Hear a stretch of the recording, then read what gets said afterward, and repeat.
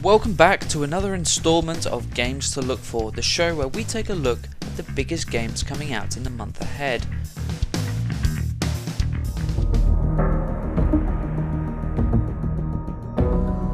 Another chapter in the popular Walking Dead series, 400 Days, is releasing this month. It's expected to act as a bridge between seasons 1 and 2 in Telltale's adventure series, with the action set against the backdrop of a truck stop in central Georgia and running concurrently with events that transpired in Season 1.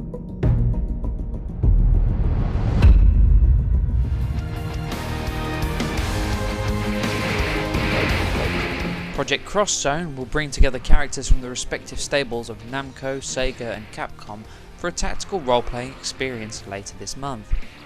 The game, which has already been released in Japan and North America, is appearing exclusively on 3DS.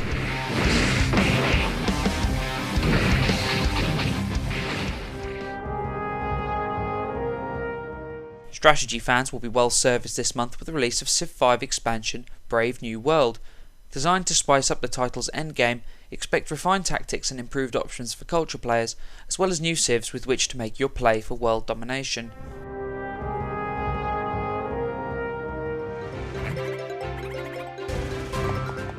It's Mario and Luigi Dream Team, which sees the Plumber brothers returning this month, but this time to 3DS.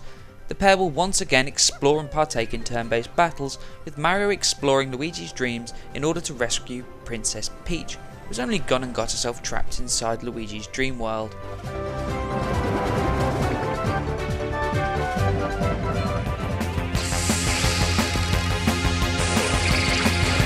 Another 3DS title, in the form of Shin Megami Tensei IV, is landing on Nintendo's handheld this month.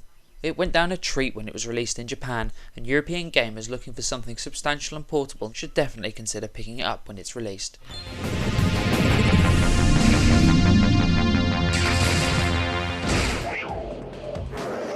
Shadowrun Returns should have launched in June, but is now launching at the end of July, and players will be able to enjoy turn-based combat in this cyberpunk role-playing game.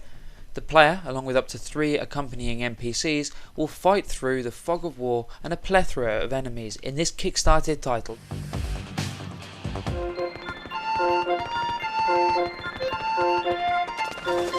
July will see the release of the long-anticipated Pikmin III, as Nintendo returns to the world of cutesy real-time strategy. Miyamoto has produced this one himself, and there's high hopes among starved Wii U owners that this return to the franchise will be as good as the expectations surrounding the game suggests.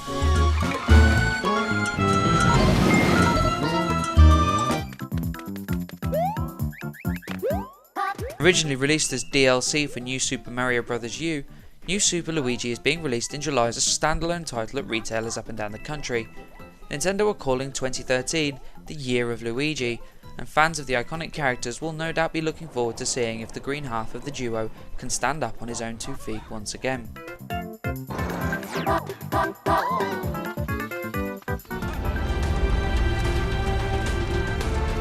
The Halo series returns, but this time it's not going to be released on Xbox. The top-down third-person shooter, Spartan Assault, is hitting Windows 8 phones and Windows 8 PCs, and takes place between the events of Halos 3 and 4.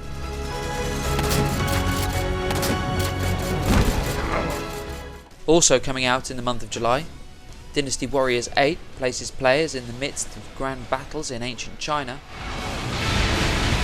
Rugby Challenge 2 will likely appeal to fans of egg chasing everywhere.